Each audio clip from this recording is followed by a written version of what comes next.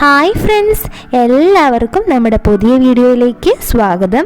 ഇന്ന് ഞാൻ വന്നിട്ടുള്ളത് ചെറുപഴം വെച്ച് വെറൈറ്റി ആയിട്ട് തയ്യാറാക്കിയെടുക്കുന്ന അടിപൊളി ടേസ്റ്റുള്ള ഒരു ഡ്രിങ്കിൻ്റെ റെസിപ്പിയുമായിട്ടാണ്.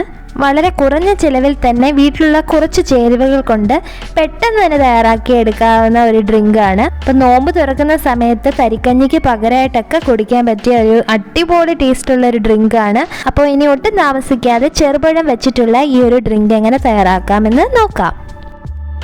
അപ്പോൾ ഈ ഒരു ഡ്രിങ്ക് തയ്യാറാക്കാൻ വേണ്ടി ആദ്യം തന്നെ നമുക്ക് വേണ്ടത് 3 ചെറുപഴമാണ് കേട്ടോ. ഞാനിവിടെ ഞാലിപ്പൂവൻ പഴമാണ് എടുത്തിട്ടുള്ളത്. ഇതിന് പകരമായിട്ട് മൈസൂർ പഴം ഉണ്ടെങ്കിൽ അതെടുത്താലും മതി. ഇനി ഈ പഴം ചെറിയ പീസസായിട്ട് ഇതേപോലെ മുറിച്ചെടുത്ത് നമുക്ക് ഒരു മിക്സി ജാറിലേക്ക് ഇട്ട് കൊടുക്കാം. ഞാനിവിടെ 2 ഗ്ലാസ് ഡ്രിങ്ക് തയ്യാറാക്കുന്ന രീതിയിലാണ് കേട്ടോ മെഷർമെൻ്റ് എല്ലാം പറയുന്നത്. ഇനി ഇതിലേക്ക് ചേർത്ത് കൊടുക്കുന്നത് നമ്മുടെ മധുരത്തിനനുസരിച്ച് പഞ്ചസാരയാണ്. ഞാനിവിടെ 2 ടേബിൾ സ്പൂൺ പഞ്ചസാരയാണ് കേട്ടോ ചേർത്തിട്ടുള്ളത്. നിങ്ങളുടെ മധുരത്തിനനുസരിച്ച് പഞ്ചസാരയുടെ അളവ് കൂട്ടുകയോ കുറയ്ക്കുകയോ ചെയ്യാം കേട്ടോ. ഇനി ഈ പഴം നമുക്ക് നന്നായിട്ട് ഒന്ന് അരച്ചെടുക്കണം. അതിനാവശ്യമായ കുറച്ച് പാല് ഇതിലേക്ക് ഒഴിച്ചു കൊടുക്കാം. ഞാനിവിടെ ഇപ്പോൾ 1/2 കപ്പ് പാല് മാത്രമേ ചേർത്തിട്ടുള്ളൂ കേട്ടോ. കാരണം കൂടുതൽ പാല് ചേർത്ത് കഴിഞ്ഞാൽ ഈ പഴം നന്നായിട്ട് അരഞ്ഞു കിട്ടുകയില്ല. ഇനി ഇതെല്ലാം കൂടെ നന്നായിട്ടൊന്ന് ബ്ലെൻഡ് ചെയ്തിട്ട് വരാം കേട്ടോ. ഇതിപ്പോൾ പഴമൊക്കെ നന്നായിട്ട് അരച്ചെടുത്തിട്ടുണ്ട്. ഇനി അതൊരു ബൗളിലേക്ക് നമുക്ക് ഒഴിച്ചു കൊടുക്കാം കേട്ടോ. ഇത് കണ്ടില്ലേ, പഴമൊക്കെ നല്ല ഫൈനായിട്ട് തന്നെ അരച്ചെടുത്തിട്ടുണ്ട്. ഇതിപ്പോൾ കുറച്ച് തിക്കായിട്ടാണ് ഇതിൻ്റെ കൺസിസ്റ്റൻസി. കുറച്ചുകൂടെ ഒന്ന് ലൂസാക്കാൻ വേണ്ടിയിട്ട് ഇതിലേക്ക് ഇനി 1 കപ്പ് ഫ്രിഡ്ജ് വെച്ച് തണുപ്പിച്ച പാലൂടെ ചേർത്ത് കൊടുക്കാം കേട്ടോ. നമ്മളിതിലേക്ക് ചേർത്തിരിക്കുന്ന മുഴുവൻ പാലും നന്നായി തിളപ്പിച്ചതിന് ശേഷം തണുപ്പിച്ചെടുത്തിട്ടുള്ളതാണ്. ഇനി ഇതിലേക്ക് ചേർക്കാൻ പോകുന്നത് വേവിച്ചു വെച്ചിരുന്ന കുറച്ച് ചൗവരിയാണ് കേട്ടോ. ഇതിന് ചൗവരി എന്നും സാഗോ സീഡ്സ് എന്നൊക്കെ പറയാറുണ്ട് കേട്ടോ.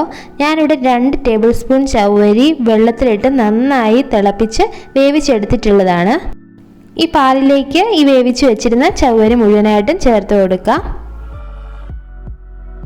ഇതോടൊപ്പം തന്നെ ഇതിലേക്ക് 1 ടേബിൾ സ്പൂൺ കസ്കസ് കൂടെ ചേർത്ത് കൊടുക്കുന്നുണ്ട് കേട്ടോ. 1 ടേബിൾ സ്പൂൺ കസ്കസ് കുറച്ച് വെള്ളത്തിൽ ഒന്ന് കുതിർത്തെടുത്തിട്ടുള്ളതാണ്.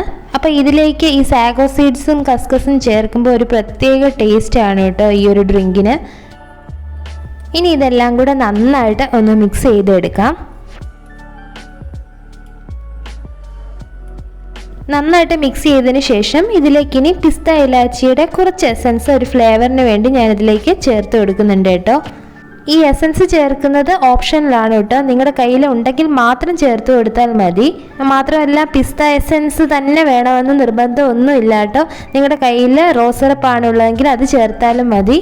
ഇനി ഈ എസൻസ് ഒന്നും തന്നെ കയ്യിലില്ലെങ്കിൽ പോലും ഈ ഒരു ഡ്രിങ്ക് വെറുതെ കുടിക്കാൻ തന്നെ നല്ല ടേസ്റ്റിയാണ് കേട്ടോ. ഈ ഒരു എസൻസ് കൂടെ ചേർത്തതിന് ശേഷം എല്ലാം കൂടെ നന്നായിട്ട് ഒന്ന് മിക്സ് ചെയ്തെടുക്കാം. ഇതിപ്പോൾ എല്ലാം തന്നെ നന്നായിട്ട് മിക്സ് ചെയ്തെടുത്തിട്ടുണ്ട്. പിന്നെ ഇത് കണ്ടില്ലേ, ആ ഒരു എസൻസ് കൂടെ ചേർത്തപ്പോൾ ഈ ഒരു ഡ്രിങ്കിന് ഒരു ലൈറ്റ് ഗ്രീൻ കളർ കിട്ടിയിട്ടുണ്ട്.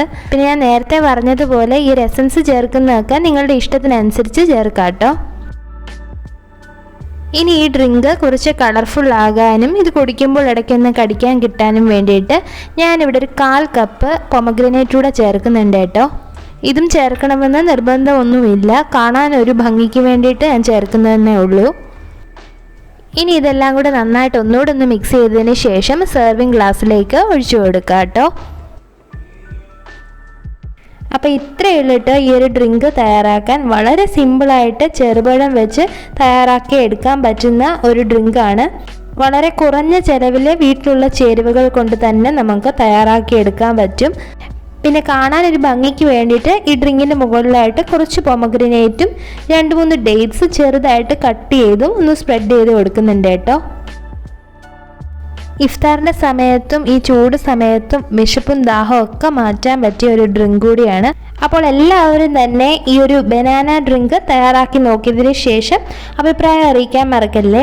വീഡിയോ ഇഷ്ടമായെങ്കിൽ ലൈക്ക് ചെയ്യാനും ഷെയർ ചെയ്യാനും സബ്സ്ക്രൈബ് ചെയ്യാനും മറക്കല്ലേ.